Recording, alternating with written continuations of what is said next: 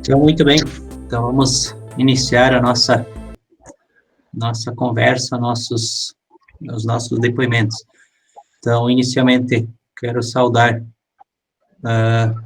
o Joel, da mesma forma o Leomar, né, que vão estar compartilhando hoje um pouco, né, da sua experiência, do seu contato com o continente europeu, o qual, né, é o projeto que a gente vem estudando nos últimos meses aqui na escola, né, e cada grupo, então, ficou responsável em localizar alguém conhecido, alguém próximo, alguém que, né, tenha feito esse contato com o continente europeu, justamente para que o conteúdo, as informações que se estude, né, ficam mais próximo, mais vivas, né.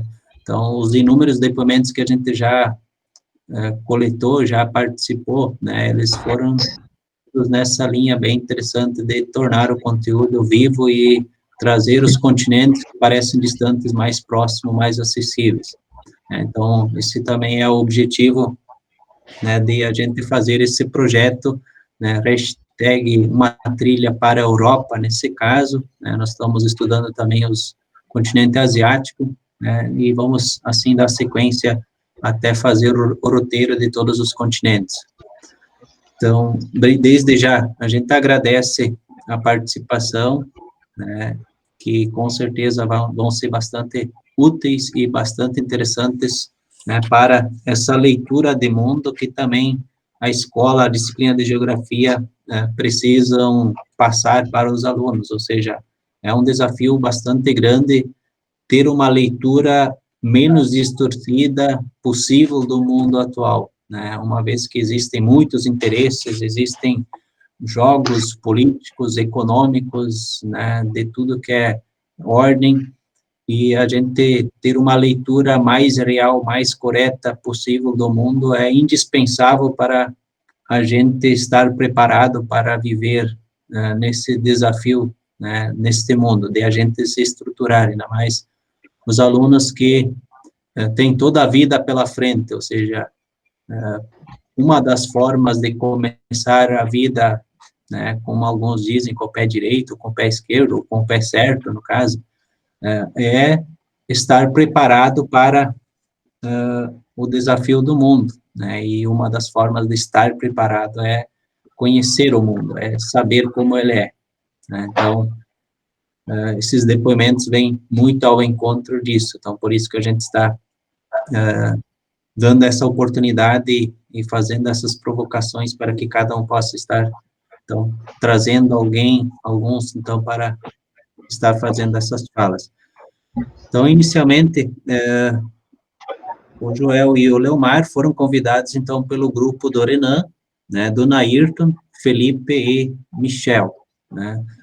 Eu gostaria que, se alguém pudesse falar também um pouco, quem gostaria do grupo?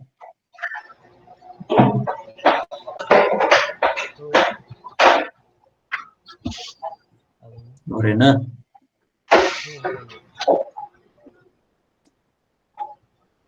Eu queria agradecer por poder ter vindo e... Renan, acho que está bem baixo, não sei, acho que não dá para ouvir.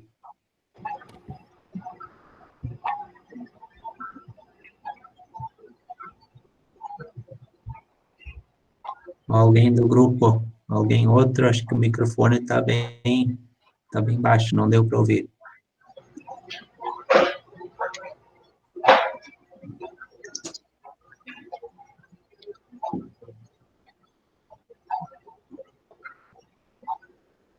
Nós vamos seguir, então nós vamos, se alguém quiser ainda depois fazer perguntas durante a fala dos nossos moços jovens, né, empreendedores, né, então, inicialmente a gente passa então a palavra para cada um deles, para eles fazer o relato e, sobretudo, uma breve apresentação, né, de quem que são, de onde que estão, momento que foram para a Europa. Então, quem gostaria de iniciar, fazer a sua apresentação, depois vamos para mais detalhes sobre o continente europeu.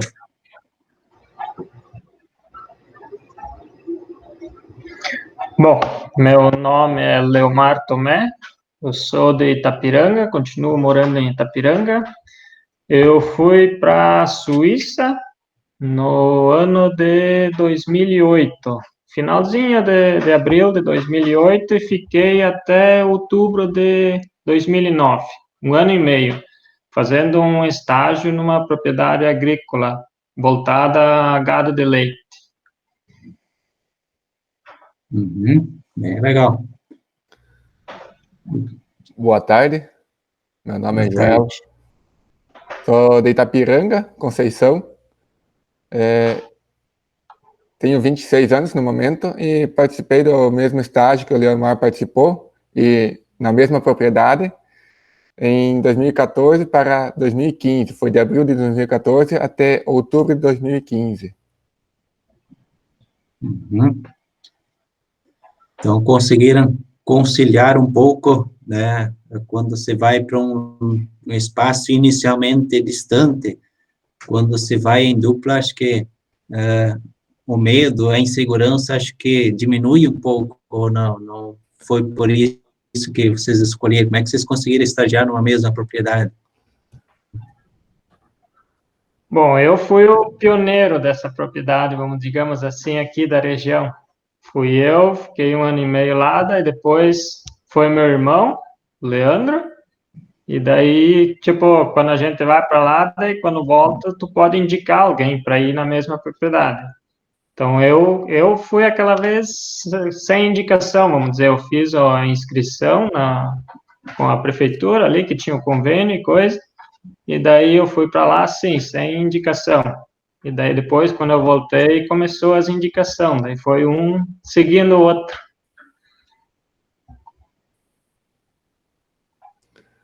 Pois é, eu fui o indicado do irmão do Leomar, e depois acabei indicando um primo meu, de São João do Oeste, depois o meu irmão, que também ficou um ano e meio lá, e agora está indo um outro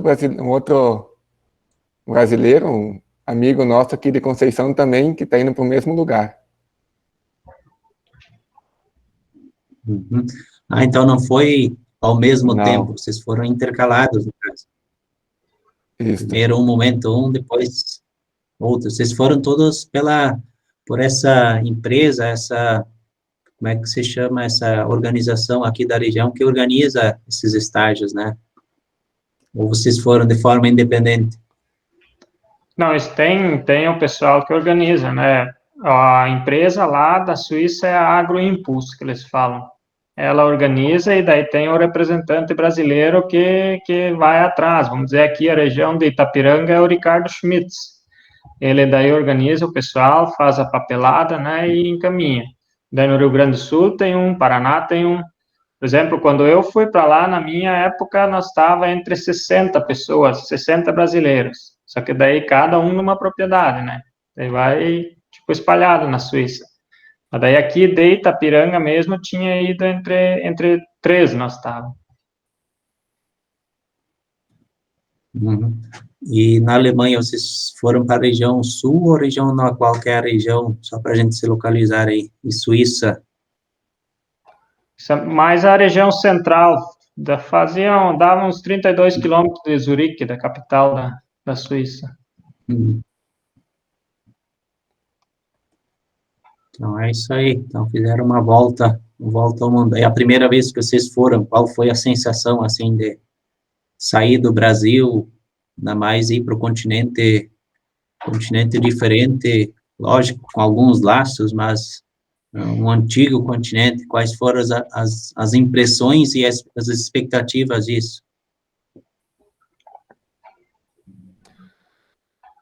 Bom, foi uma experiência totalmente nova. A gente imaginava uma coisa, uma situação, porém, quando a gente realmente estava enfrentando isso, parecia que a gente estava com a sensação um pouco desalinhada com o que estava acontecendo. Porque, como a gente sempre fala, né, a ficha cai depois de um bom tempo lá, quando você já está lá. Quando você já está trabalhando, já está se envolvendo com as atividades, daí que você começa a pensar no que realmente está acontecendo, porque é uma experiência muito boa.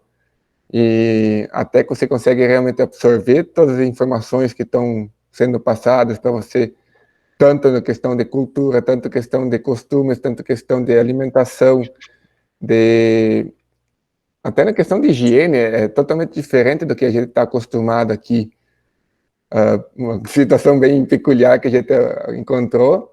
Primeira informação que a gente se repassou entre colegas lá na Suíça foi: aqui não tem lixeira no banheiro, tem que jogar no vaso.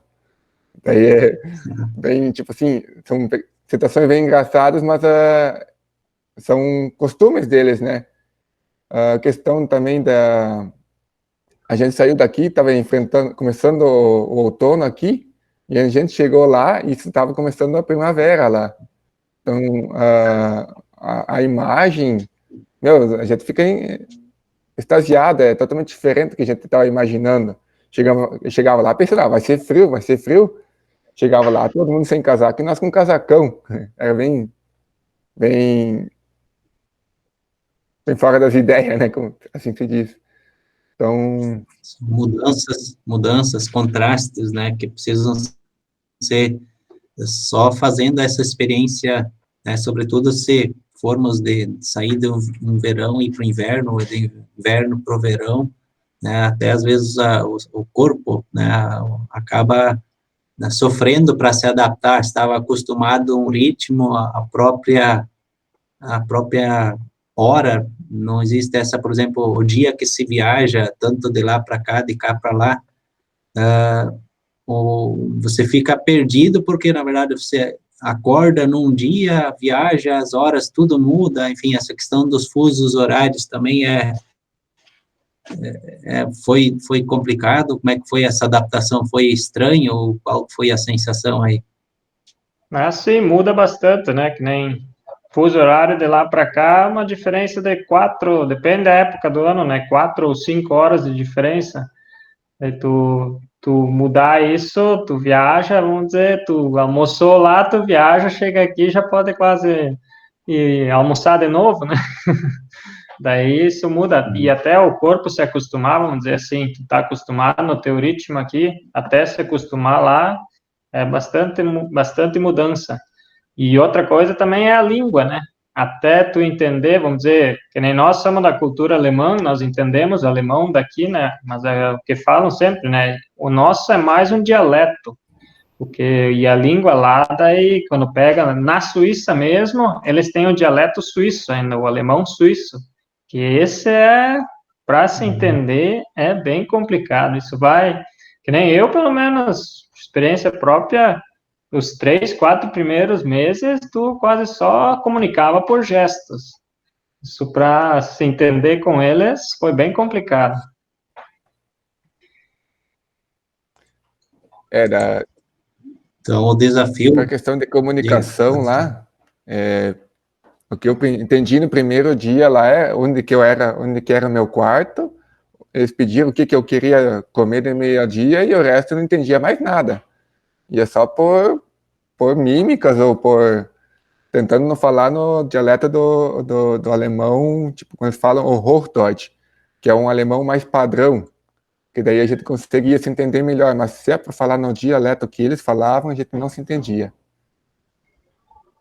Até o dialeto deles chegava, passou 1 ano e meio, tu ainda não estava entendendo a metade do que eles falam. Se eles falam entre si lá, porque geralmente daí quando o patrão ou alguém vinha falar contigo, eles sabendo que tu é estrangeiro, coisa assim, eles já falam pelo Hochdeutsch, que eles falam que é o alemão da Alemanha. Esse é mais fácil de entender com o nosso dialeto. Mas o alemão da Suíça é bem complicado mesmo.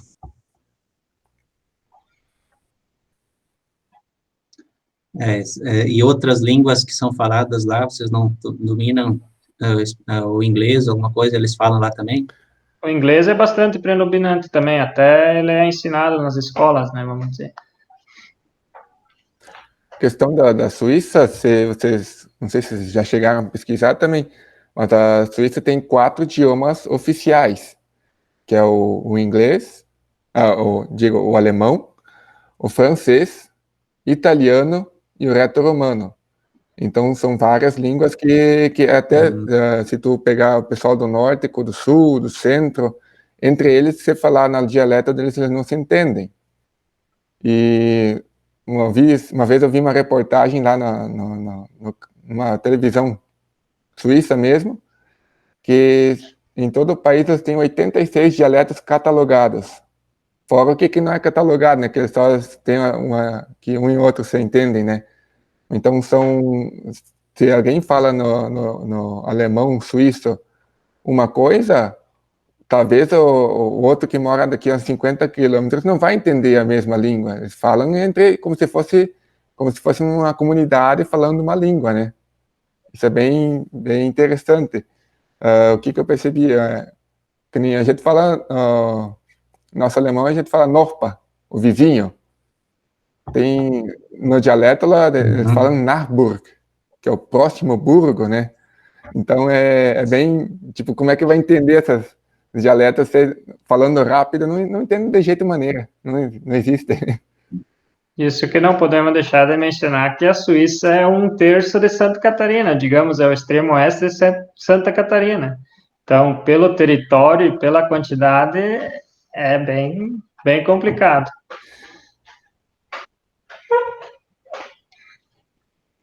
Isso é uma coisa bem interessante até para os nossos alunos, né, ao estudarmos os diferentes países, né, dos diferentes continentes, essa característica de ter várias línguas oficiais, né, o Brasil até, a princípio, uma língua oficial, isso para quem quer viajar, para quem quer fazer estágio, negócio, enfim, qualquer situação para outros países, chega a ser uma dificuldade.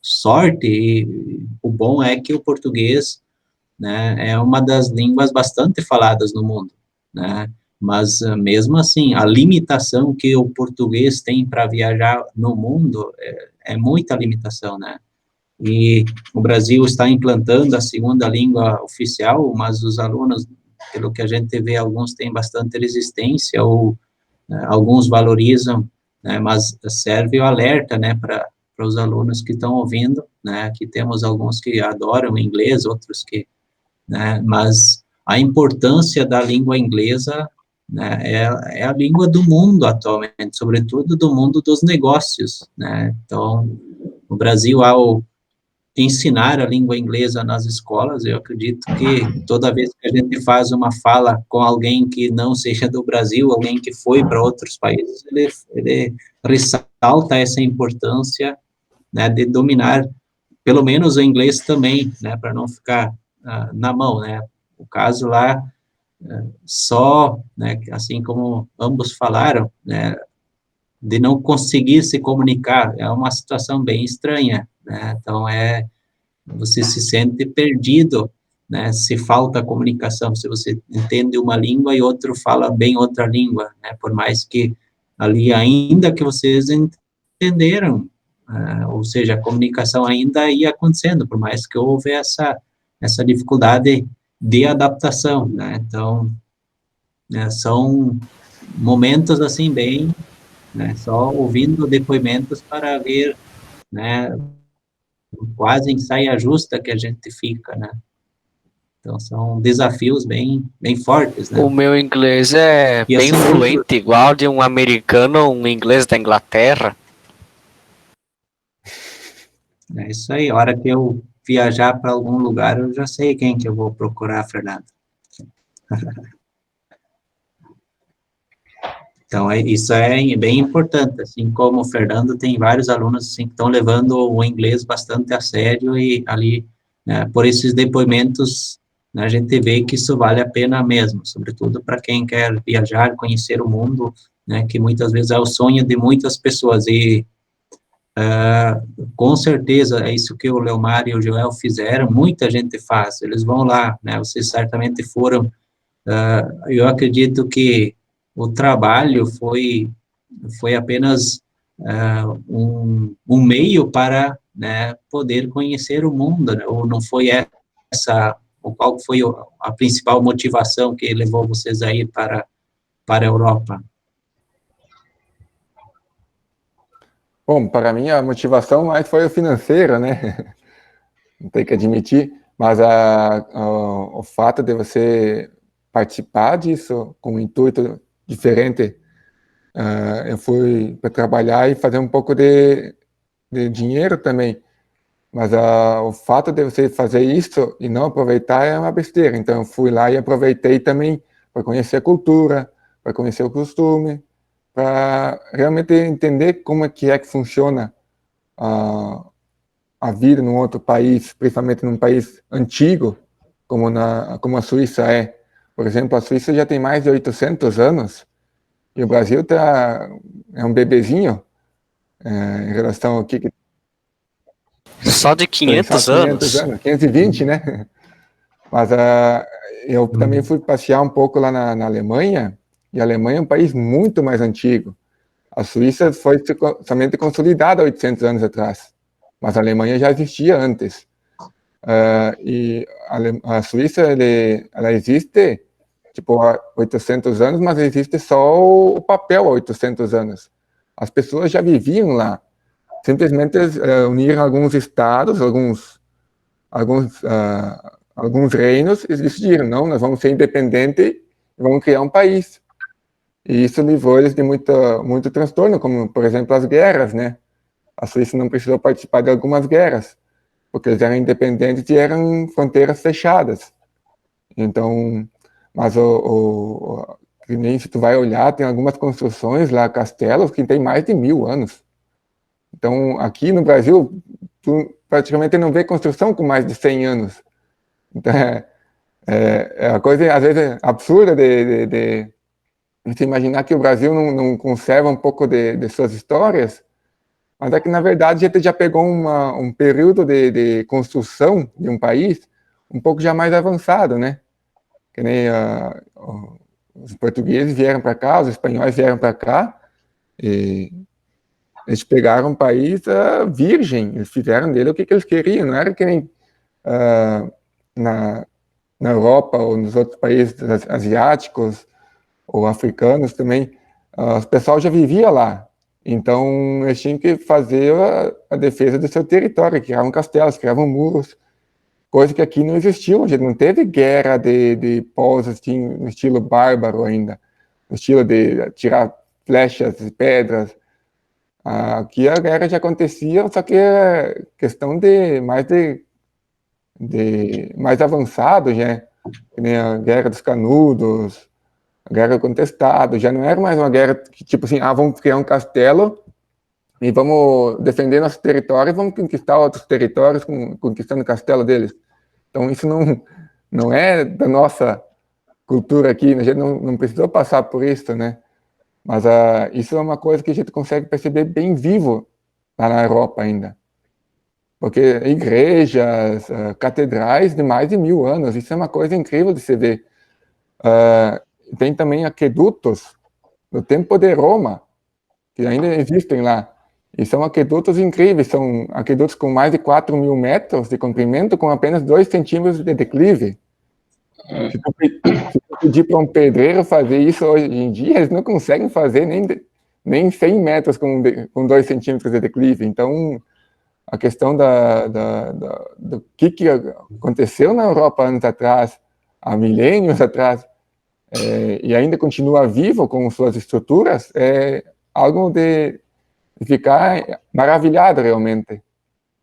E, então eu digo assim, quem tem a oportunidade de ir conhecer um país antigo, não só na Europa, mas também em outros continentes, vale muito a pena, tanto pela sua história, pela sua cultura, seus costumes.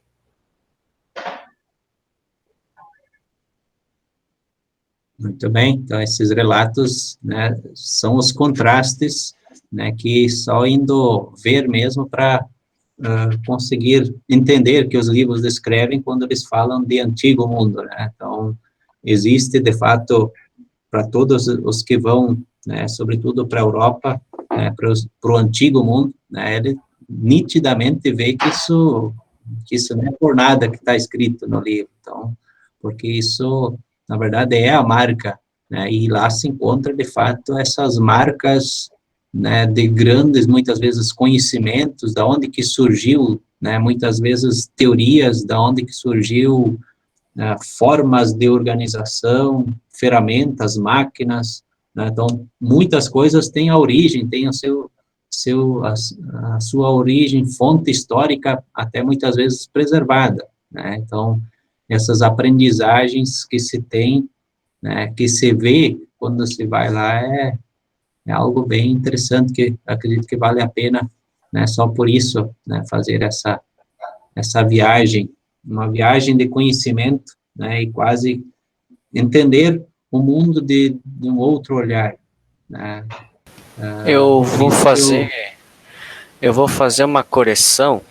Em que antes vocês falaram sobre a Swiss Air, que é a companhia aérea da Suíça. Na verdade, ela não se chama Swiss Air, ela se chama Swiss International Airlines, mas muitas pessoas confundem ela como Swiss Air, porque antes dela existia uma companhia aérea chamada Swiss Air, mas aí só que lá no fim de 2001, início de 2002, ela faliu por dificuldades financeiras, e daí nesse mesmo ano foi fundada essa Swiss International. Inclusive ela pegou vários aviões e vários empregados da empresa anterior que havia deixado de existir. Inclusive, eu até acho certo chamar a Swiss International de apenas Swiss Air, porque é mais curto, é mais rápido. muito bem, então, são os detalhes, sempre são com o Fernando. O Fernando ele sempre traz essas informações pontuais aí, né, bem interessantes dos detalhes, que nem o professor não lembra, mas ele lembra. Mas, muito bem. Então, vamos a mais relatos sobretudo, ambos, né, estavam fazendo estágio na agricultura, assim, quais as grandes diferenças, os contrastes existentes entre Brasil, e certamente vocês trouxeram uma bagagem né, de outras formas que podem ser aplicadas aqui, quais são os grandes contrastes e o que pode ser aproveitado, né, do trabalho de vocês e que vocês certamente estão aplicando nas propriedades de vocês.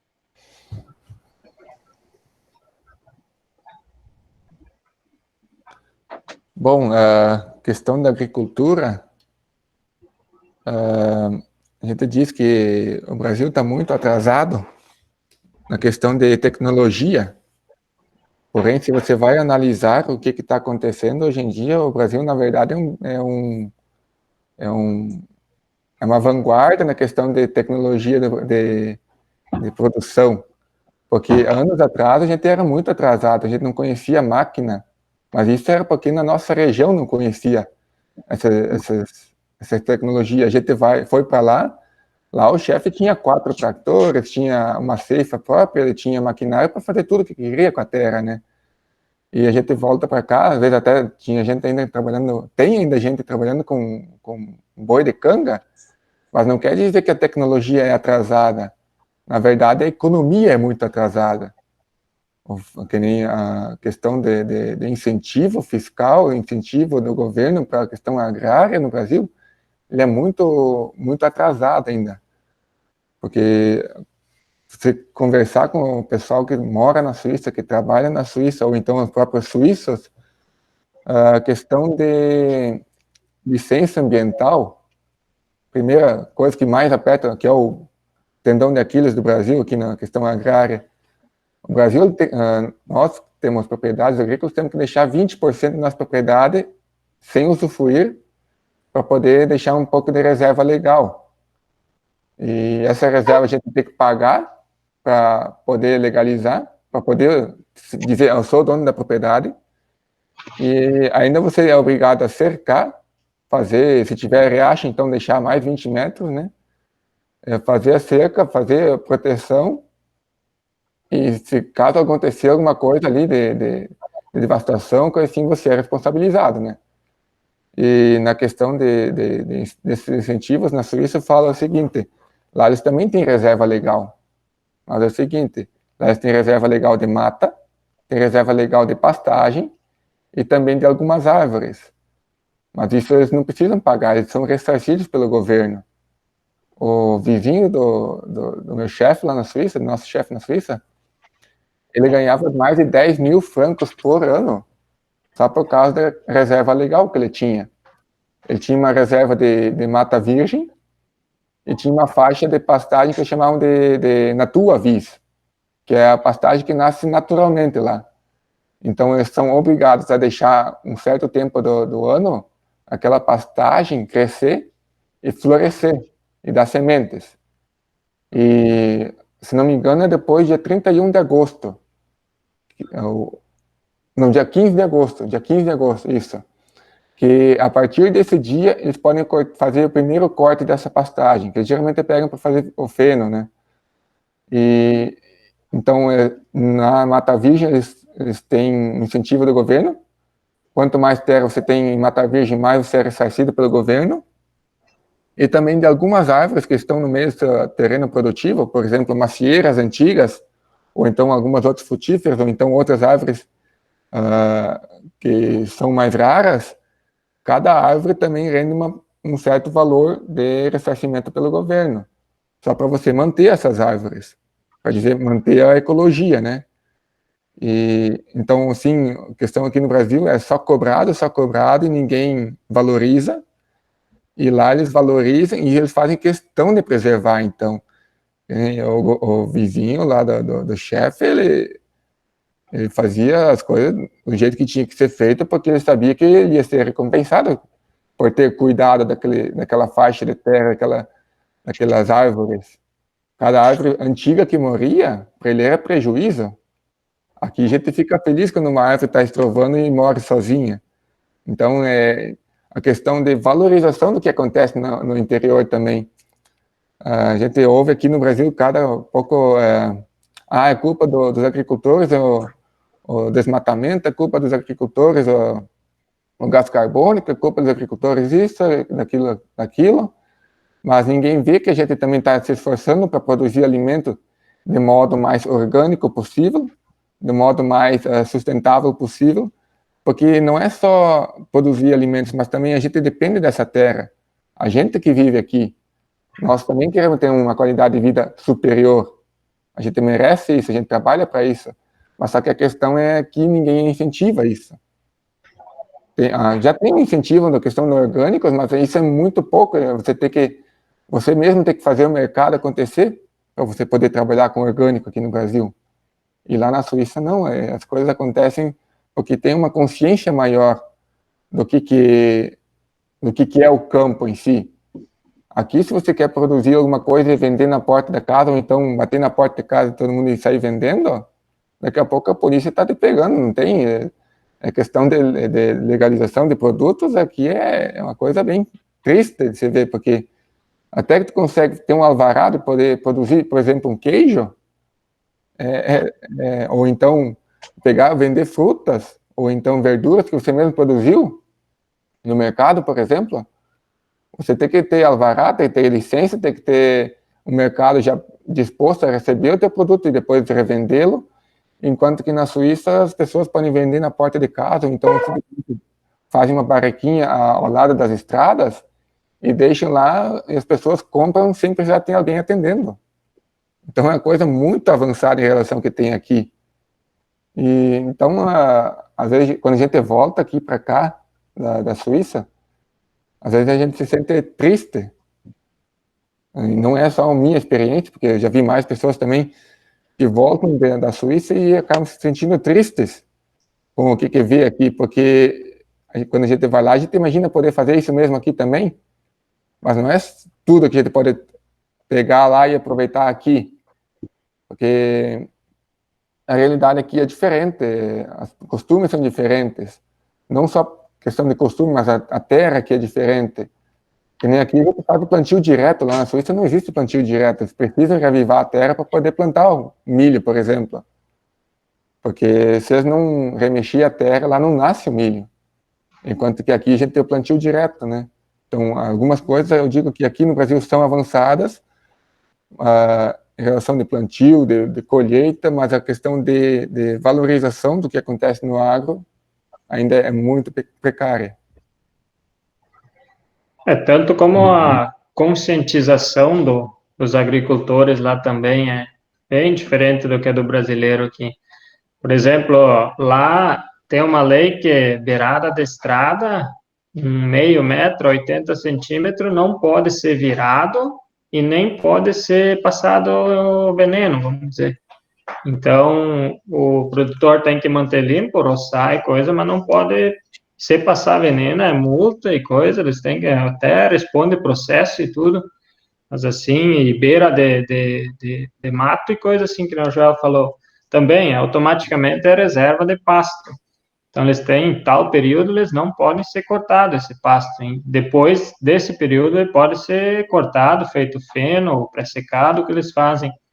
E daí o agricultor é ressarcido por isso. Tanto para compra de maquinário também, lá é o crédito lá que o governo disponibiliza para compra de maquinário, essas coisas, é bem diferente. Que nem aqui tem os incentivos também, mas nem se compara com lá. Que nem lá, e lá o trator, por exemplo, geralmente ele é só 10 anos de vida útil. Depois de 10 anos, tipo, o agricultor é incentivado a trocar a máquina. Esses são contrastes entre uma realidade e outra. Até tenho um irmão lá morando também, ele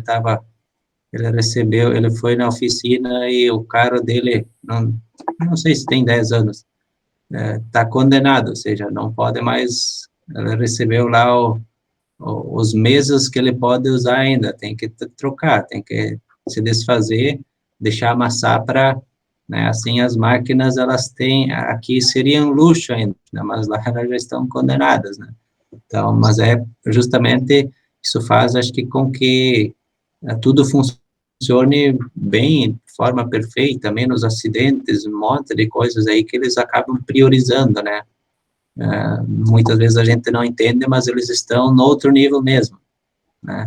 E esse outro fato, né, que o Joel colocou antes, que eu percebi, eu conheço bastante gente, estou fazendo esses relatos de experiências, né, há bastante tempo, e essa questão de se sentir, né, perdido, sei lá, qual que é a expressão certa de dizer, ao voltar ao país, ao Brasil, no caso, parece que a impressão parece que aqui as coisas não funcionam, né, parece que, né, é estranho. Ano passado até teve uma que falou que ele estava fazendo tratamento com psicólogo para conseguir se acostumar, adaptar de novo ao Brasil. Então, ou seja, os contrastes são grandes, né? As realidades são diferentes. Eu até teve outro caso aqui no município que a pessoa foi o casal lá, os filhos trabalhavam lá, o casal foi lá para visitar, para conhecer a Europa, e quando voltaram, queriam vender tudo, aqui não dá mais, sei lá o quê, ou seja, é uma situação extrema, né, de contrastes que existem entre, mas não assim que aqui seja tudo ruim, mas existe o contraste, né, existem coisas boas aqui, existem coisas boas lá, mas a impressão para quem trabalha um período lá, eu acredito que aqui tem muita coisa que não, né, que parece que deveria ser totalmente diferente, deveria funcionar, né, vocês colocaram a questão dos impostos, da questão burocrática, enfim, tem muita coisa que acaba travando as coisas, que acabam, né, a gente se sentindo dessa forma. Outras questões também, deixa eu só ver aqui, as leis, né, aqui tem muita lei, e pouca lei que funciona, sei lá, como é que vocês interpretam, vocês estavam um tempo lá, como é que funcionam as leis na Europa, qual que é a diferença entre o Brasil e a Europa na questão das leis, das regras, tudo que está estabelecido, se cumpre, enfim, conseguem colocar um pouco aí? Lá é uma das principais coisas que funcionam são as leis, lá não tem. tá? Ou cumpre, ou paga multa, ou até, por final, vai preso, coisa assim. Porque eles lá são, vamos dizer assim, eles são pontuais em tudo.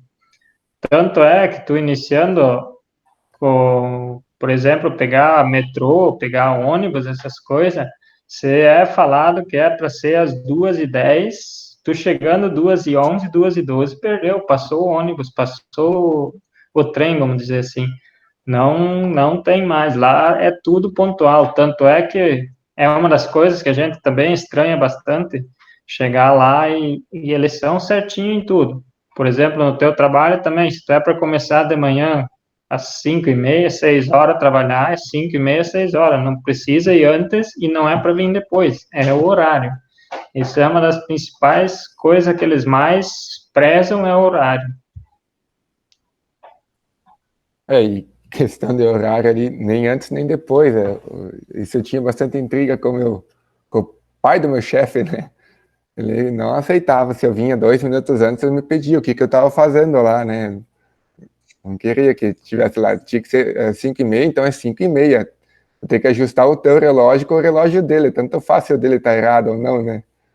Mas a questão é, às vezes a gente não está acostumado aqui, vamos chegar, começando às 6 horas tá bom, né?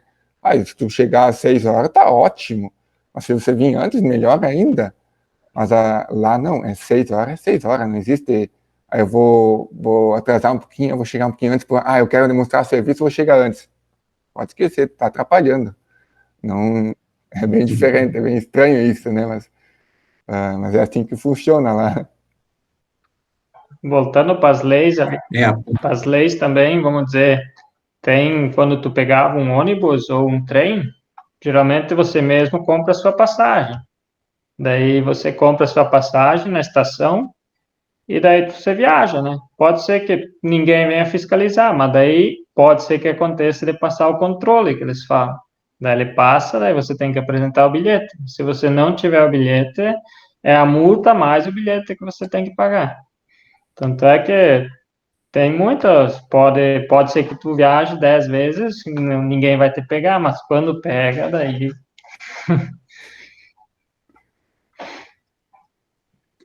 Existe, assim, o incentivo, ou seja, as pessoas valorizam mais o transporte coletivo, ou existem todas as redes na Europa diferente do Brasil, ou não? Vocês, na região que vocês estavam não tinha isso? Sim, lá é bastante... É muito usado o trem, ônibus, e é tudo interligado, digamos assim. Tu pode comprar, pode viajar a Suíça inteira e, por exemplo, compra os bilhetes, tu vai comprando pela internet, pode comprar, e tu pode organizar a tua viagem e tu vai esperar o quê? 2, 3 minutos em cada estação, que tu já pode, ou 5 minutos, digamos, já pode pegar outro trem e seguir viagem. É tudo intercalado, tudo organizado, funciona como falam, né? Funciona como um relógio suíço.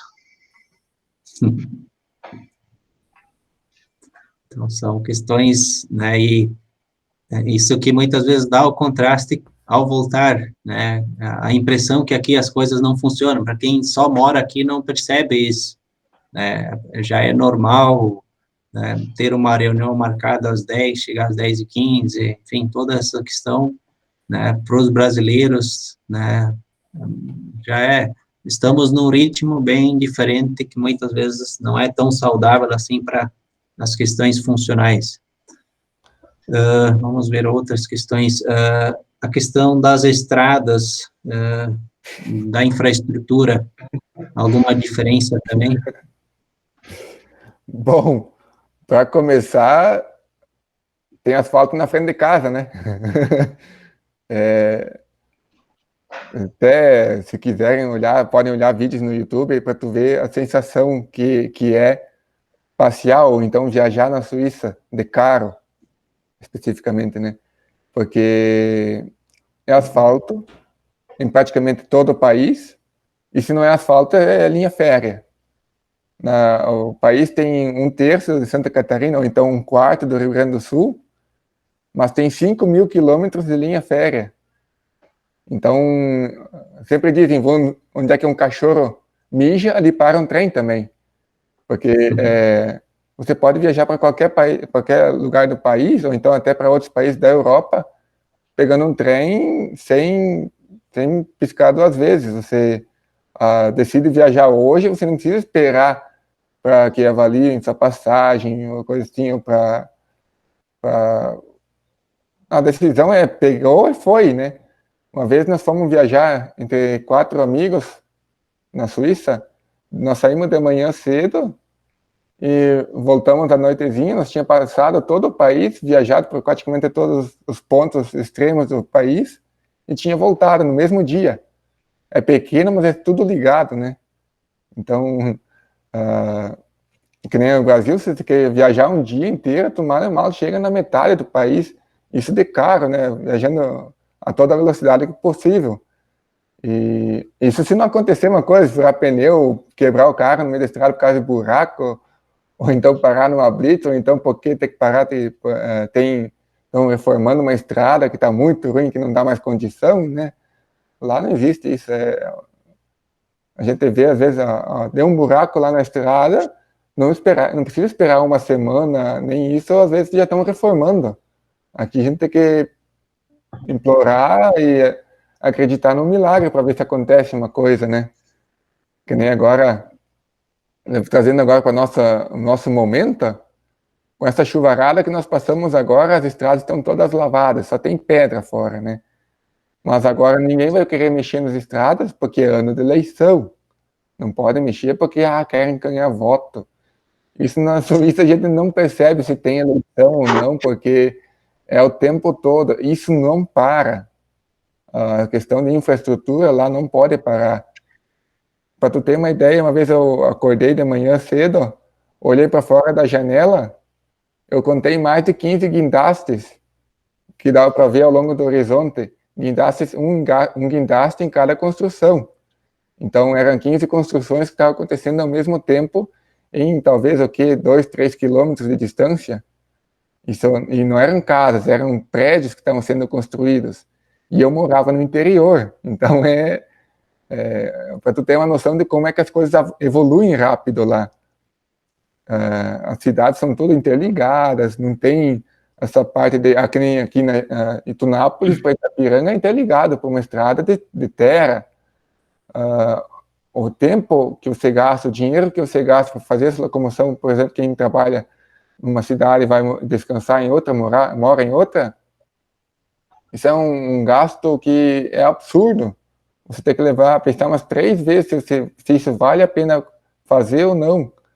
E que nem na Suíça, tem muita gente que mora na Suíça e vai trabalhar na Alemanha, ou que mora na Alemanha e vai trabalhar na Suíça, ou então em outros países fronteiriços.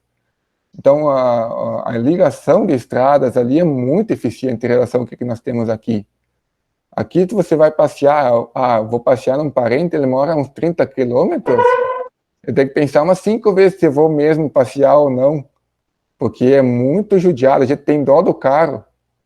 E lá não, eu quero viajar, vou atravessar o país, hoje eu vou, não vai ter custo quase nenhum, a não ser a gasolina, né? Porque as estradas são boas, funcionam, são limpas, as ruas são extremamente limpas, sempre quando as estradas dentro das cidades, as ruas, elas são praticamente varridas umas 2 vezes por semana, varridas. Aqui você tem que ficar feliz se a tua rua não está cheia de lixo, né? Então a questão de limpeza lá nas cidades é muito eficiente. Até nos rios a gente vê isso. A água lá na Suíça é límpida. Qualquer rio que tu vai olhar é límpida. Tu vê o fundo. Mas isso é bastante da conscientização do povo também de lá, né?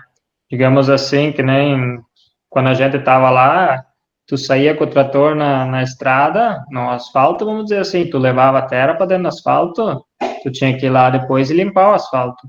Não podia deixar assim. Que nem quando tinha uma vez que estavam colhendo ervilha, e daí estava bastante molhado, daí ficava um trator com um raspador de prontidão, vamos dizer, se a máquina virava a volta dentro da estrada, já o trator já pegava e limpava a estrada para os outros carros não passar e não levar adiante essa sujeira. Bem interessante essa consciência que existe, né? Consciência com as coisas, consciência ambiental, né? De fato, a gente vê muitos relatos que a Europa, né, eles já passaram do período de poluir e já despoluíram, né? Então, as pessoas, de fato, têm uma consciência, né, ecológica, ambiental, bem diferente do que a nossa ainda, se a gente, sobretudo, observar as consequências, né, tanto na cidade, sobretudo aqui, Porã, olhar o Rio Jundiaí é assustador, né? Assim como qualquer córrego, qualquer rio, né, das cidades próximas do Brasil inteiro, né? Então, estamos no período de poluir ainda, não nos caiu a ficha de começar a cuidar, pelo menos de fora. Sei que as novas gerações já parece que tem uma consciência um pouco mais acentuada, mas também, às vezes, a gente se assusta na sala de aula. Só para dizer, né, que existe uma consciência aí que, né, com esses relatos, né, que a gente precisa, né, fazer um esforço maior, né, que a gente precisa fazer, né, para que os resultados, de fato, sejam bem melhores. Isso que a Europa já conseguiu, muitas vezes, mostrar que é possível despoluir, que é possível que o planeta, né, com a consciência do ser humano, né, é possível, né, nós vivermos num planeta melhor se nós cuidarmos dele, né. É o grande desafio do ser humano cuidar mais do planeta, né. Acho que a própria questão, a lição da pandemia, acho que também é essa, de que precisamos mudar, precisamos ser diferente. O ser humano, por mais que alguns estejam lutando para que tudo volte ao normal, mas não vai mais voltar ao normal, né? Existem mudanças que precisam ser feitas, existem coisas que não vão mais voltar como eram antes, né? Não, é impossível, o mundo tá diferente a cada momento, e esse momento de pandemia, muita coisa vai ser diferente, e acho que uma das diferenças, né, que a humanidade deve aprender né, de cuidarmos mais do ser humano, né, e cuidarmos mais do próprio planeta, né. Mais alguma consideração? Algum aluno tem alguma pergunta?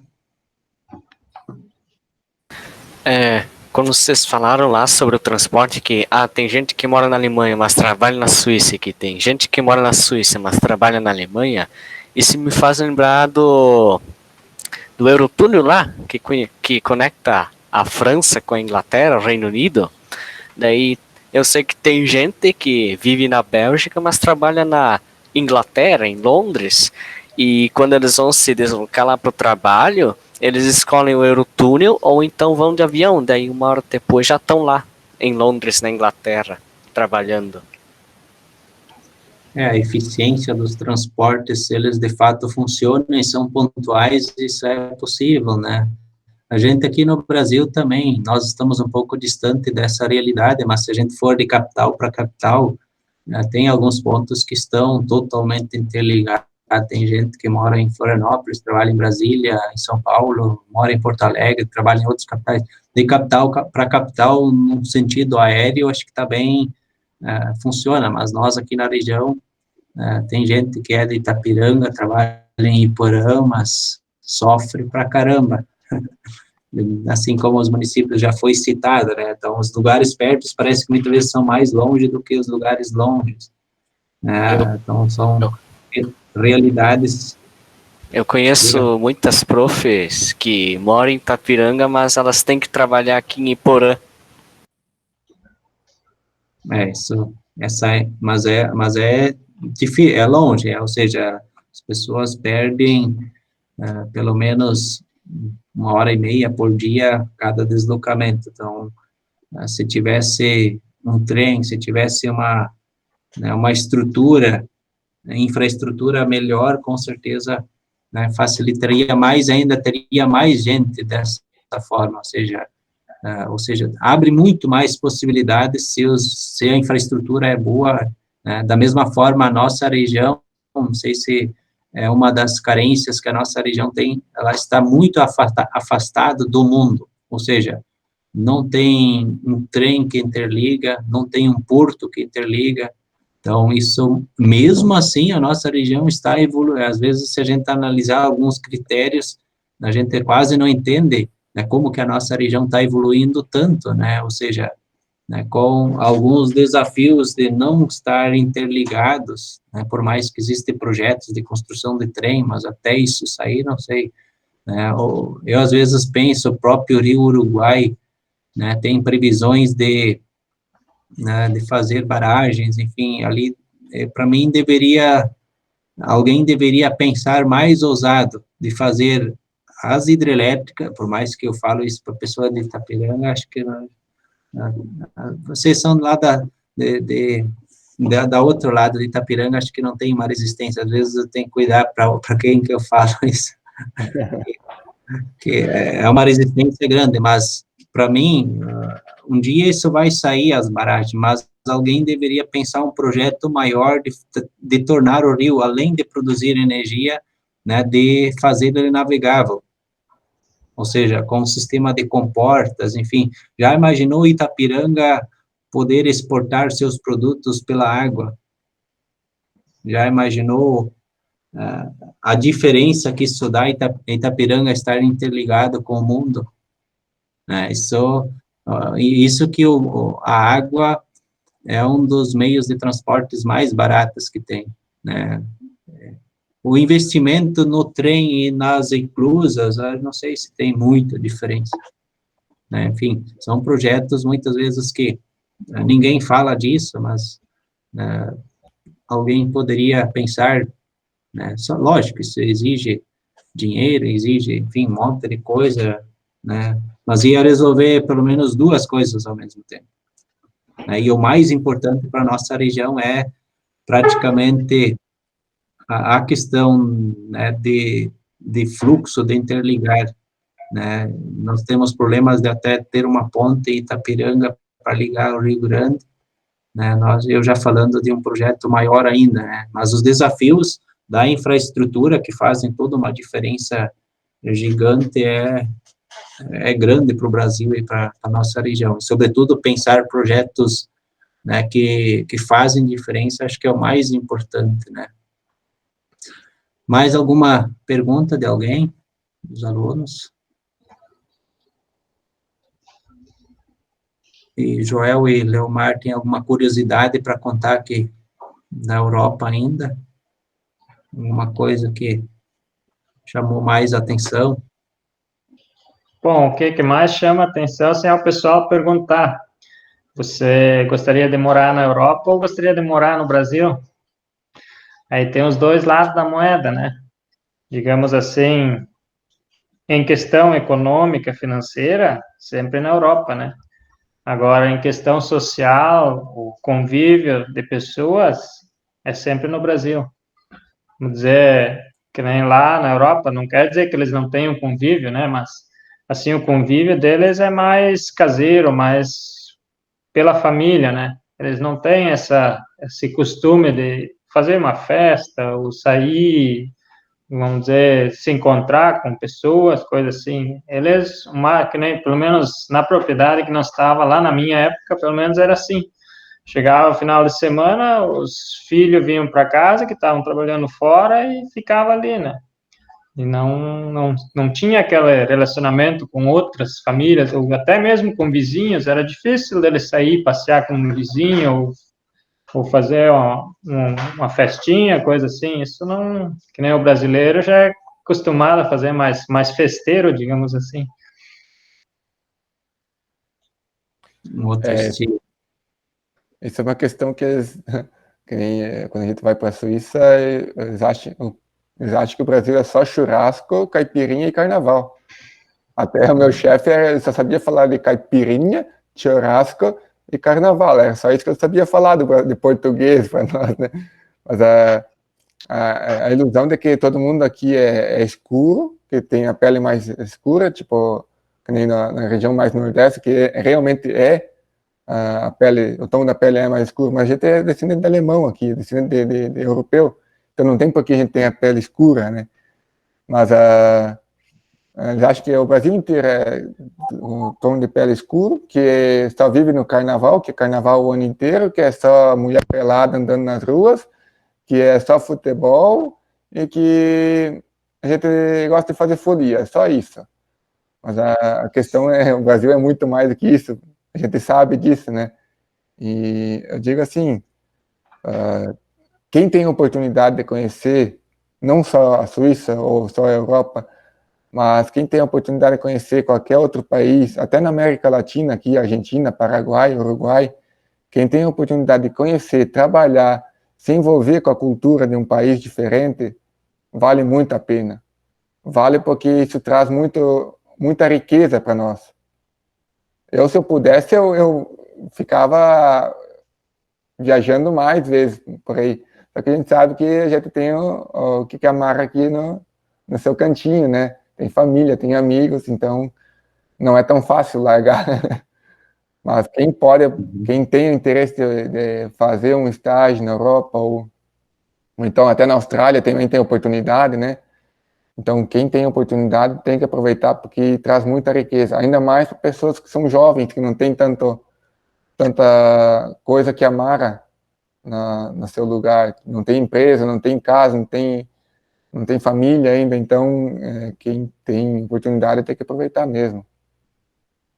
Tanto é que o estágio na Suíça só é liberado até 30 anos, né? Tem que ser de 18 a 30 anos. Acima de 30 anos já não estagia mais, digamos. É isso aí, então, acho que os alunos escutaram, aqueles que ainda vão escutar, acho que a recomendação que quase todos fazem é aproveitar, né, se preparar o quanto antes, né, conseguir viajar, fazer essa leitura. Eu às vezes me coloco no lugar deles, dos alunos, às vezes é difícil entender isso, de não estar amarrado, mas como, com o passar do tempo, as pessoas começam a ter o seu trabalho, começam a ter seu terreno, a sua casa, sua família, enfim, são tudo amarras que vão impedindo alguém de viajar, né, de sair, sobretudo fazer um estágio, ficar mais tempo fora. E quando você é novo, acho que essa oportunidade né, não tem amarra nenhuma, ou seja, está solto, e aproveitar esse momento de estar solto, né, de fazer essas experiências de mundo, acho que é muito legal isso, mas, sobretudo, quanto mais preparado estiver, melhor. Então, bem legal essas lições de vocês para os nossos alunos aí. Mais alguma pergunta? Alguma consideração ainda? Já passamos de 1 hora, o tempo corre muito rápido.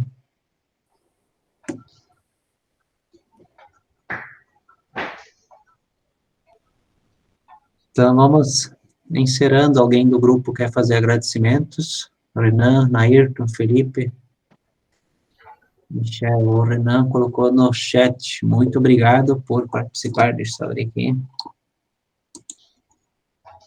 Fez o relato por escrito, então. Muito obrigado por participar e contar suas experiências para as turmas, né? Então, em nome da escola, em nome da disciplina de Geografia, a gente quer agradecer muito, né, de coração, os relatos e, com certeza, a inspiração que isso traz e, ao mesmo tempo, a motivação, né, de querer conhecer o mundo como ele é, né? Ou seja, a Europa não é um bicho de 7 cabeças e qualquer lugar do mundo não é. É possível, basta ter um pouco de coragem, ser um pouco aventureiro, né? E com certeza isso vale a pena, né? Conhecer o mundo, né? E ter uma leitura e saber como que as coisas funcionam, né? Acho que é essa lição, né, que vale, que fica para todos. Então, muito obrigado, Joel, muito obrigado, Leomar, por estar conosco relatando as experiências de vida e parabéns pela coragem de de usar e fazer a diferença, né? Vocês acho que estão estudando, estão se preparando ainda, são bastante novos e têm o desafio de transformar o mundo do qual agora vocês estão com as experiências, né, com uma visão de mundo bem diferente. Acho que dá uma segurança maior ao se trabalhar, ao se investir, enfim, com essa leitura de como que funciona o mundo. Então, muito obrigado e que tudo de bom para vocês. Bom, eu também agradeço a oportunidade de partilhar a experiência, né? E a gente sempre está aberto para conversar com quem quiser sobre essas experiências, sobre outras experiências, ou então até ouvir experiências, a gente também gosta muito, né? Porque traz riqueza, traz valor para a gente. E dizer que o pessoal ainda que é novo, para as crianças principalmente, a questão de, gente, não se preocupem com o que está por vir. Sempre vai ter oportunidades que vocês vão poder aproveitar, que vocês nem imaginam. Então, não se preocupe com o futuro tão seriamente. Sempre diga, faça faculdade, você tem que estudar, tem que fazer faculdade, tem que fazer pós-graduação. E acaba esquecendo de aproveitar muitas coisas que você poderia fazer antes de se preocupar realmente com a vida. Então, que nem o professor, com certeza já é graduado, né? Ele pode dizer com toda certeza que o conhecimento é importante. Eu, por exemplo, também estou estudando atualmente, estou fazendo a faculdade, coisa que eu achei que nunca ia fazer, mas a vida dá voltas, e o fato de eu e o Leomar ter participado do estágio na Suíça, eu acho que isso traz muito mais conhecimento do que muitas aulas também podem te dar, né? Porque você, na sala de aula, você aprende, porque o professor está falando, ou porque o material é apresentado, mas quando você faz uma experiência, você aprende porque você sente na pele como as coisas funcionam. Então, ou você aprende, ou você é atropelado, né? E isso traz muita experiência para você poder encarar a vida com os olhos mais abertos. Porque a gente sabe, ou a gente corre atrás, ou então você é atropelado. E é cada vez mais acirrada essa corrida. Então, quem pode aproveitar a maior parte das oportunidades que estão aparecendo na nossa vida, tem que aproveitar, porque isso que traz riqueza, isso que faz a vida valer a pena também. Muito bem. É isso aí que o Joel falou, mais ou menos. Quem tem a oportunidade, aproveita, porque eu sempre falo, né? Se eu não tivesse aproveitado lá, ter ido naquela época, hoje já não ia mais. Agora eu já tenho esposa, tenho filha, já. Falei, agora já não teria mais condições de ir. O meu sonho um dia é de levar eles lá para conhecer, pelo menos. Juntar um dinheirinho e fazer uma viagem. Mas, sim, quem tem a oportunidade, aproveita enquanto que é novo, faça a experiência. É dolorido no início, mas depois, no final, é gratificante.